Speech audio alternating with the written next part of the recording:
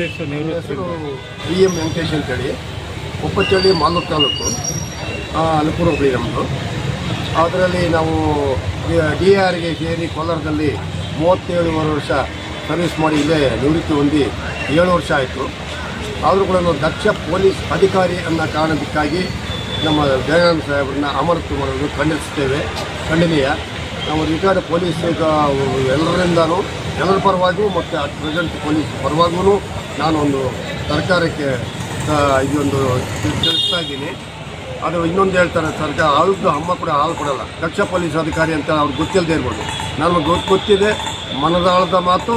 ಅದರಿಂದ ನಾನು ನಮ್ಮಲ್ಲಿ ಕೋಲಾರ ಜಿಲ್ಲಾ SP ಆಗಿ ಕಾರ್ಯನಿರ್ವಹಿಸಿದ್ದಾರೆ. ಆಮೇಲೆ ಕೇಂದ್ರ ವಲಯದಲ್ಲಿ IGP ಆಗಿ ನಿರ್ವಹಿಸಿದ್ದಾರೆ. ಆಗಲೂ ಗೊತ್ತು ಮತ್ತು ಇವಾಗ ಗೊತ್ತು.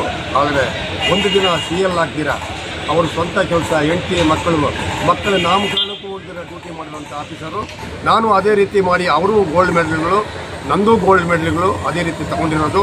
ಇದನ್ನು ಯಾವ ಸರ್ಕಾರದ ವಿರುದ್ಧವಾಗಲ್ಲ ಅಥವಾ ತೆಗಳೋದು ಇಲ್ಲ, ಹೊಗಳೋದು ಇಲ್ಲ. ನಮ್ಮ ಎಲ್ಲ ಸರ್ಕಾರದಲ್ಲೂ ಡ್ಯೂಟಿ ಮಾಡಿರ್ತೀವಿ, ನಾವು ಎಲ್ಲರ ಸರ್ಕಾರದಲ್ಲೂ ಡ್ಯೂಟಿ ಮಾಡಿರ್ತೀವಿ. ಯಾವ ಜಾತಿ ಬೇಡ, ನಮಗೆ ಪಕ್ಷ ಬೇಡ, ಆದರೆ ಮಾನವೀಯತೆಗೆ ನಾವು ಬೆಲೆ ಕೊಡ್ತಾ ಇದ್ದೀವಿ. ಅದು ನೋವಾಗಿದೆ ಆ ದಕ್ಷ ಪೊಲೀಸ್ ಅಧಿಕಾರಿ ಅಂದ್ಬಿಟ್ಟು. ಅದ್ರ ಸಲುವಾಗಿ ಇವತ್ತು ನನಗೆ ನಿದ್ರೆ ಬರಲಿಲ್ಲ, ಅಮರನಿಗೆ ನಿದ್ರೆ ಬರಲಿಲ್ಲ ಮನೆಯಲ್ಲಿ. ಆದರೆ ಅದು ಸರ್ಕಾರದ ಪರವಾಗಿ ಮನವಿಯನ್ನು ಸಲ್ಲಿಸೋ ಬದಲು ನಮಗೆ ಏಜ್ ಆಗಿದೆ. DC ಸಾಹೇಬ್ರಿಗೂ ಜಿಲ್ಲಾಧಿಕಾರಿಗಳಿಗೂ ನಾವು ಹೋಗಿ ಅಲ್ಲಿ ಮನವಿ ಸಲ್ಲಿಸೋದಕ್ಕೆ ಹೋಗೋಕ್ಕೆ ಬರೋದಕ್ಕೆ ಏಜ್ ಆದವರು ಯಾಕೆ ಅಂತೇಳ್ಬಿಟ್ಟು ಅನ್ನೋ ಕಾರಣಕ್ಕಾಗಿ ನಾನು ಇಲ್ಲಿ ಗಾಂಧಿ ಅವತ್ತಿಂದ ಸತ್ಯಾಗ್ರಹದ ಒಂದು ಕೇಂದ್ರ ಬಿಂದು ಗಾಂಧಿ ತಾತವರು.